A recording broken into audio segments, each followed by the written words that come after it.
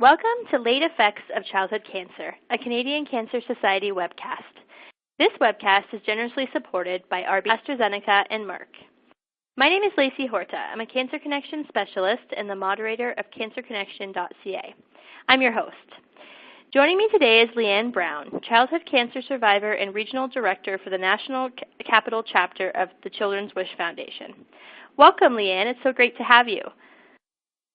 Thanks. Nice to be here. Today we'll be talking about physical and emotional effects of cancer treatments, coping strategies, and the importance of follow-up care for childhood cancer patients. Let's get started.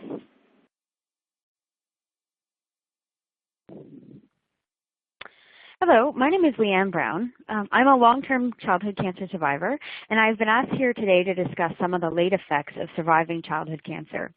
Late effects are generally side effects that come on years after treatment, sometimes many years later. Surprisingly, there's a common misconception around late effects and childhood cancer in general, that once you survive cancer, you just get on with your life like normal. Many people don't realize that most child survivors will be dealing with side effects for the rest of their lives. Today I will go through some of the physical and emotional side effects that I deal with, but also that many others that I work with face as well.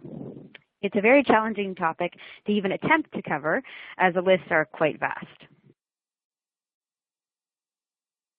So you can get to know me a bit better, I thought I'd start by sharing my story with you. When I was about 10 months old, my parents noticed that I always seemed to struggle to breathe. I was diagnosed with everything from a cold to asthma to pneumonia, but nothing would clear it up. Then one night, while lying in my crib, I stopped breathing.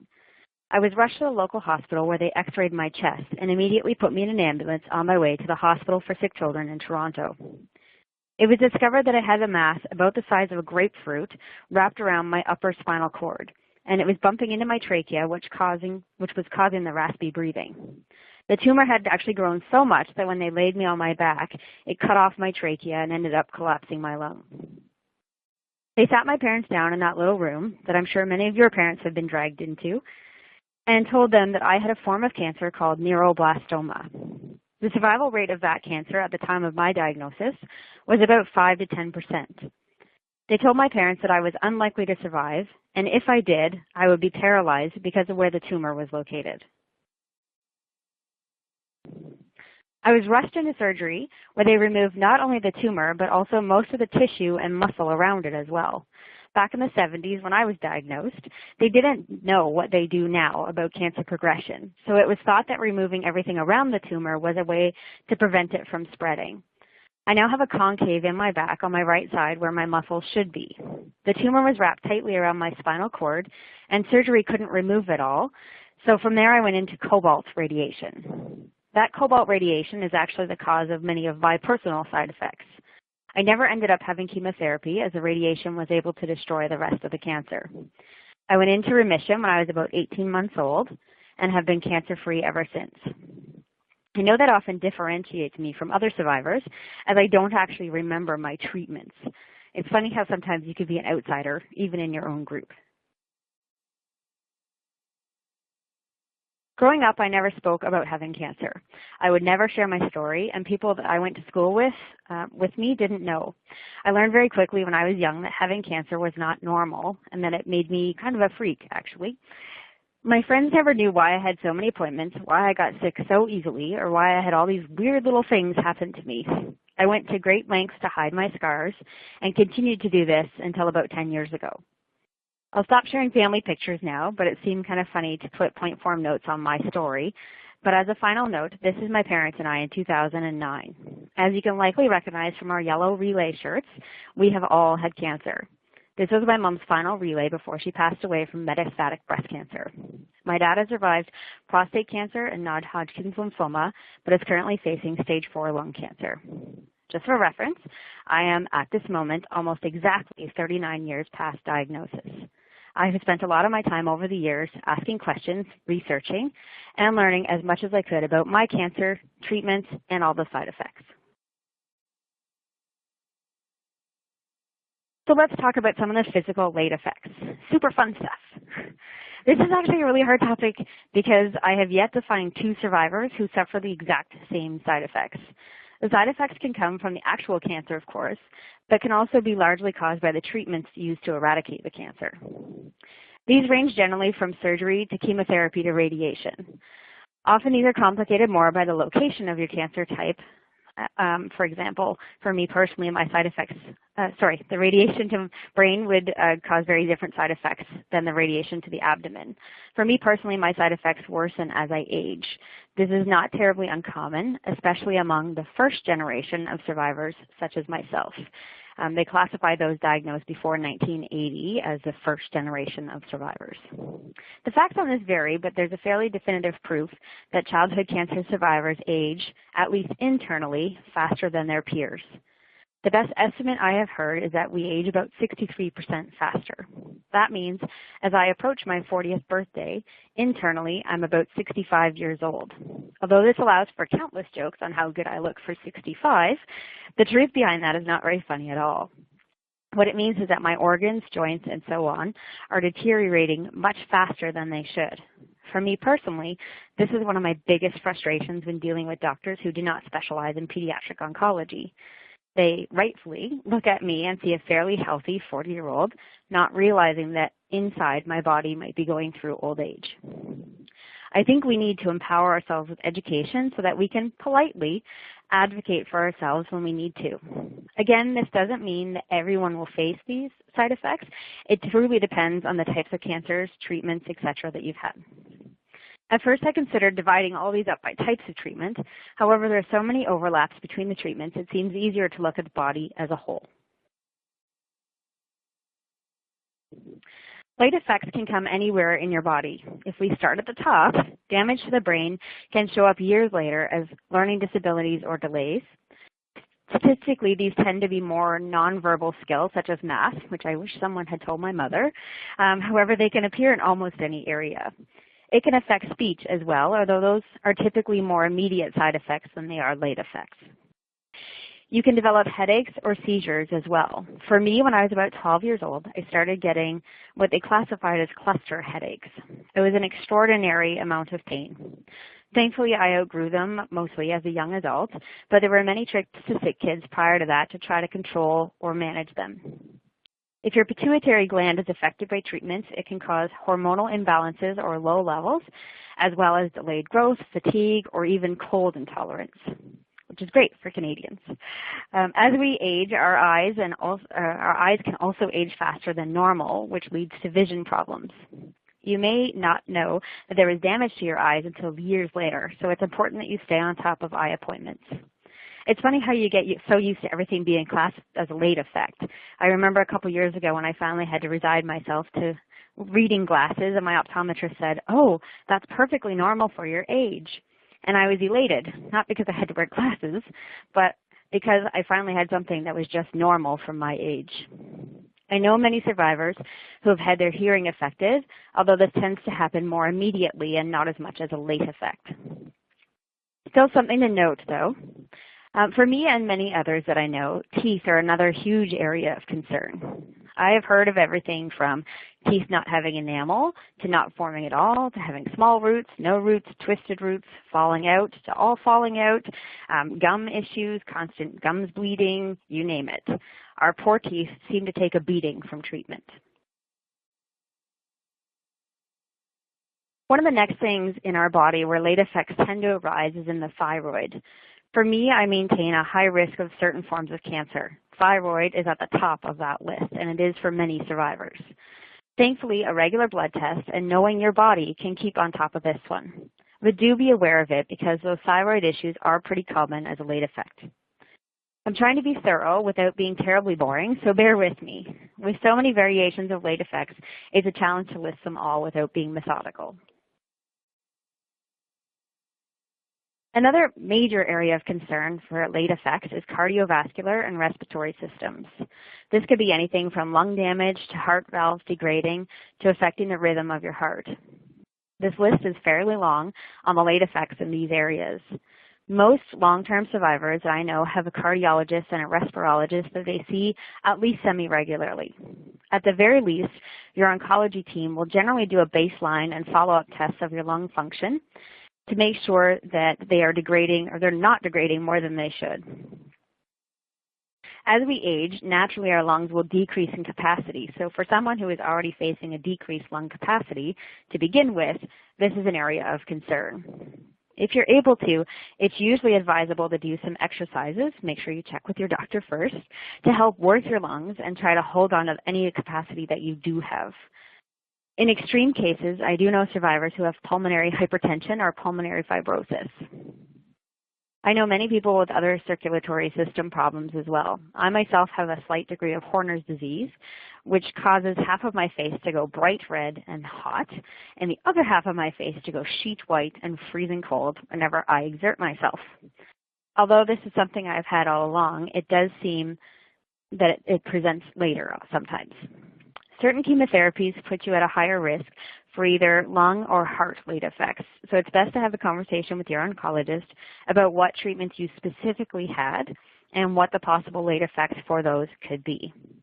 If you see a pediatric oncologist, some aftercare programs like mine still have you seeing a pediatric oncologist rather than a regularly oncologist, even though you're an adult. So if you see them, try to be sure to find specialists who are familiar with childhood cancer survivors.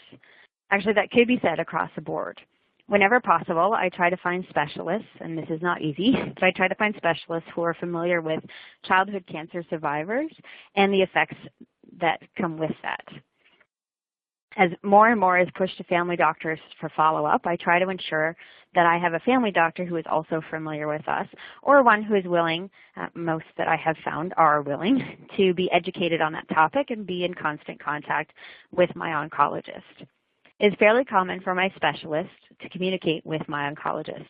In fact, I've learned the hard way after having my specialist and my oncologist order a series of duplicate heart tests that it's always best to make sure your oncologist is getting copies of everything that's going on with a specialist. I often tease my oncologist that all of my specialists are so amazed by me that they all want pieces of me. Sometimes actual pieces of me, sometimes my blood, sometimes pictures of my insides, but I guess they all love me a lot. I would make an awesome art collection. You'll have to excuse my sense of humor. I find having one like this makes it a bit more bearable for me. From an overall perspective, there are many more things that we have to watch for later in life. For me, especially because of the radiation, I have to be very careful around sunlight. Many of us do not grow as tall as we might have if we didn't have cancer for many different reasons. If you did, lucky you. I am not one of those lucky ones. I have not grown as tall as even the members of my family are. So the late effects are so different from person to person, it's not easy to pin them all down. Chronic pain is a pretty common one. It's one I personally struggle with a lot. Some days I just can't do anything. Almost every single day I have massive amounts of pain to deal with. I've had to learn to be okay with not always being able to do everything I want to do. Although I've always dealt with the pain, when I was younger, I seemed to bounce back from it a little better. Getting old, the pain gets stronger, and it's harder to bounce back in the same way. It's especially hard when you feel so young otherwise, but sometimes, your body is not going to go along with that. So one of the biggest physical late effects that are discussed, although often more by our parents than ourselves, is fertility and sexuality in general. Cancer treatment can leave childhood survivors growing up not just with infertility, but also with an inability to become aroused or feel things in the way that you think is normal. There are many different products available that can help survivors through these challenges, but it doesn't work for everyone, of course. I do know that there are therapists who specialize in sexuality specifically for childhood survivors, so I would suggest that a conversation with your doctor or at least a web search or calling Cancer Connection for one of them would be a good idea. I grew up being told that I would never be able to have children, as did many of my peers. So a little heads up for any younger adults that might be listening to this, they aren't always right. Often they are, but I could also give you a long list of surprise children born to survivors who thought they were infertile. For me, as a young adult, I was told that they thought I actually might be able to have children, but if I did, I should have them when I was young, and I was not allowed to go into active labor because of the damage I have to my spinal cord. That's not an easy thing to face. You live your life being infertile and then suddenly deciding in your very early 20s to have a child immediately or possibly face infertility. However, for me, I'm thankful I was able to have children when a large majority of my adult survivor friends have not had that opportunity. I won't even pretend to be qualified to speak on this particular topic, but infertility is a fairly significant and impactful late effect. I'm pretty sure we could build one whole webcast just dedicated to that. Although I could probably continue to list late effects for a long time, I want to keep this moving on so that my final physical caution is that I want to mention secondary cancers. There is a large majority of us who will be at increased risk for secondary cancer, and this risk increases as we age. Often it depends on your treatments. For me, my 5 high-risk ones are thyroid, skin, breast, lung, and colorectal. On top of seeing my oncologist every 2 years, I see specialists in almost all of these areas who specifically do screening and testing for those cancers. If you are unsure what you might be at risk for, have a conversation with your doctor. For me, I know many of my other long-term survivors have this practice. I keep a very detailed record of my treatments, my tests, my history, and I try to be as educated as possible. I don't do it in a way to self-diagnose in any way, but I do it in a way of educating myself. That being said, one of the most challenging things for me personally is the unknown. I have a handful of issues that no doctor can figure out. And this is actually very, very common to hear from child survivors who are now adults, that the doctors just can't figure it out.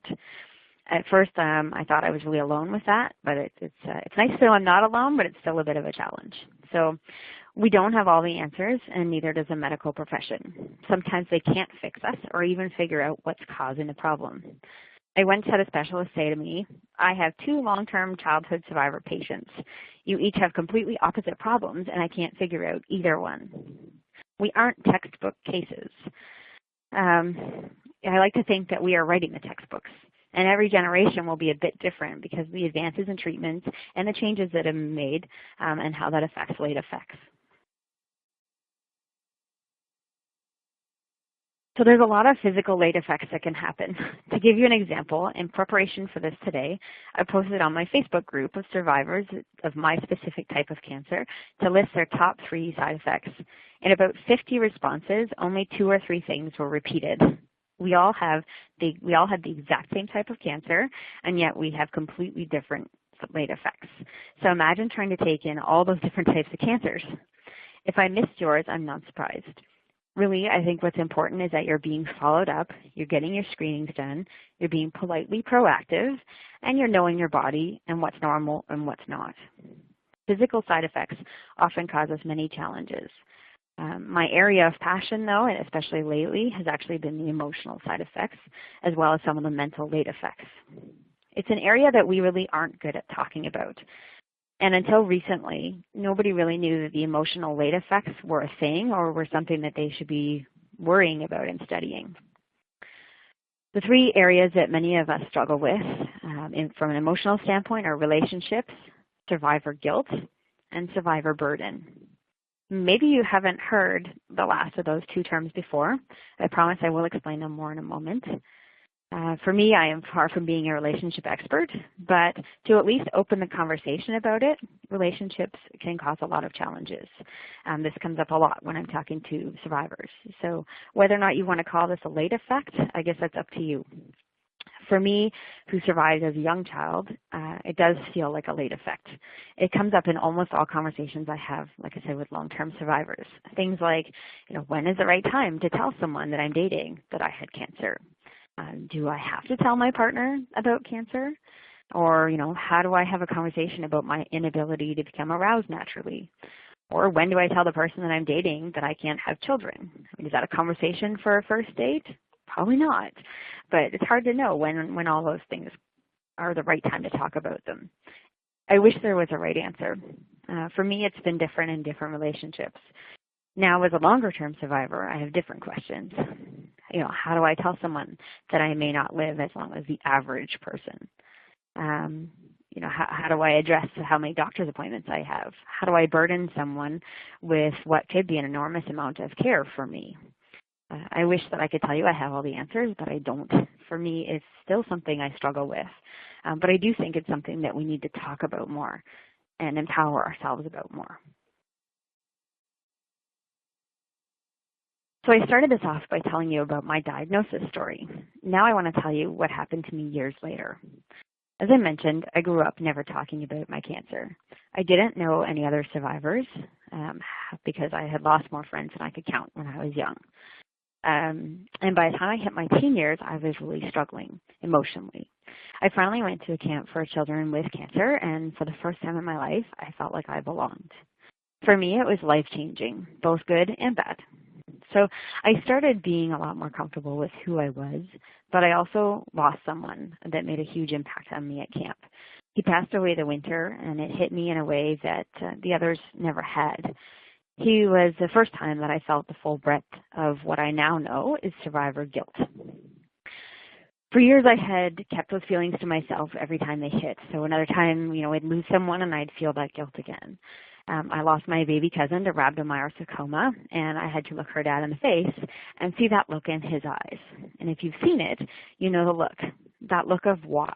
Even if they don't mean to look that way, sometimes you just feel that way. So why am I here and they aren't? Why did I survive and they didn't? While everyone is fairly familiar with the why me part, as in why did I get cancer, it's not common that we talk about the why did I survive part. It's not common that we address the guilt that we feel when we lose a friend to cancer or watch a child go through what we did or run into a parent of a child that you were treated with who didn't make it. I ran a workshop a few years ago for 3 different groups of adult survivors of childhood cancer. In my talk, I briefly mentioned dealing with survivor guilt. The reaction to that mention was eye-opening for me, as well as the medical professionals in the room. Suddenly, it was like a weight lifted, and conversations started with things like, oh, I thought I was alone in that, or I didn't know it was okay to feel that. It is linked fairly firmly with survivor burden, which I'll get to in a minute. If you're feeling this, please know you're not alone. Talk to someone at psychosocial oncology, your oncologist, or even a fellow survivor.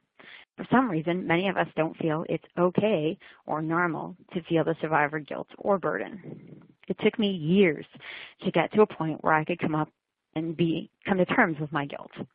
And if I'm being honest, there's many days where I still wake up, look in the mirror, and wonder why I'm here and my friends are not. I've found coping mechanisms, but not anything that will take it away. I understand not everyone feels these things, but for those who do, it's a hard weight to carry. Along with that guilt, sometimes called comes survivor burden. They can be separated, but are often linked together. There is a burden to surviving. We tend to talk about this one even less because often it will get you horrified looks from anyone who hasn't dealt with it. We often carry many burdens as survivors. You may carry the burden of guilt, which we just talked about, but from there you can carry a burden of multiple things. Sometimes we feel that we have to live for our friends who didn't make it. Because we made it, we may have to be that much better than the rest. It's almost like we have to justify our existence. Why did we survive when others didn't? But it's more than that. Well-meaning people can put a burden on us. Maybe you grew up being called a miracle, like I did, or a hero, or whatever the lingo was common at that time. And maybe you're okay with that, and that's great. But for some, having that label again makes us seem like we have to be some superhuman version of who we are. Did we really do anything heroic? What about the friend who died? Were they not heroic? Our body happened to respond well to treatments that doctors gave us. Again, it's not meaning to offend, but it's common enough as a late effect that I think we should talk about it when we can. That doesn't mean we're ungrateful to survive. It's an issue that we have that we need to be talking about. Here we are struggling just to be normal, but also struggling to be above average. Comments like, it's just a cold. You beat cancer, so a cold is no big deal. Or, you beat cancer, so exams should be a breeze. Or, you beat cancer. You're bound to do amazing things in life. I don't think we'll ever get to a point where comments like that aren't made to us. Truly, they are often very well-intentioned. But we do have to learn to be okay with who we are. However you may make that work for you, it's not easy, but it's important. Yes, you beat cancer. Yes, you deal with things that no one else could even imagine that you dealt with.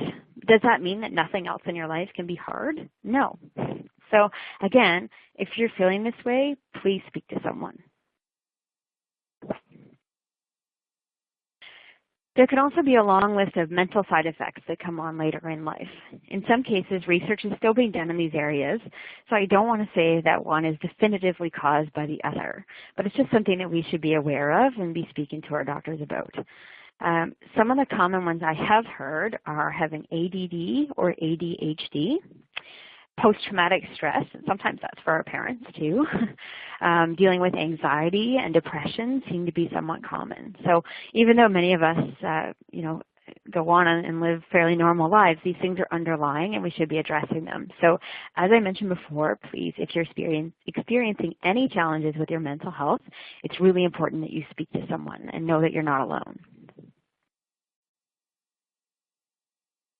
I think that about wraps up the time I had to talk to you today. I know I didn't touch on all the different late effects that can happen, but I hope you at least found it helpful.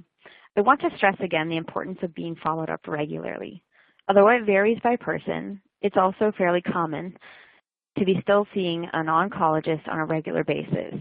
I see a pediatric oncologist every 2 years. On top of that, I am followed by more ologists than I can count. Not everyone requires that much follow-up, but if you haven't been to see an oncologist or follow-up lately, it may be a good time to reconnect. Remember that doctors may look at an adult survivor and not always understand, by no fault of their own, but because it's not their area of specialty, what might be going on with us. We are not the same as survivors of cancers who were diagnosed in adulthood, and it's a very important distinction. At the very least, please stay on top of your screenings and be your own advocate. While many survivors wish to have a clean slate and forget it ever happened, which I can certainly understand, unfortunately, when it comes to our health, that isn't something that we can make happen. Thank you so much for your time today. If you have any questions for me personally, you can email cancerconnection@cancer.ca and they will get your message to me. If you have general questions, please feel free to call Cancer Information Service at 1-888-939-3333. Thank you. Leanne, thank you so much for sharing your personal experience with us, and thank you everyone for joining us. I hope you enjoyed this webcast as much as I did. If someone you know is interested in watching this webcast, please direct them to cancerconnection.ca to view it in our on-demand library. If you are not already a member of our online community, I invite you to join us at cancerconnection.ca. Our community is a great place to connect with others, discuss your personal journey, and other topics of interest. Please take a moment to fill out our survey by clicking the clipboard icon at the bottom of your screen. Your feedback is so important to us, and it assists us with the development of future webcasts. We hope you'll join us again. Enjoy the rest of your day.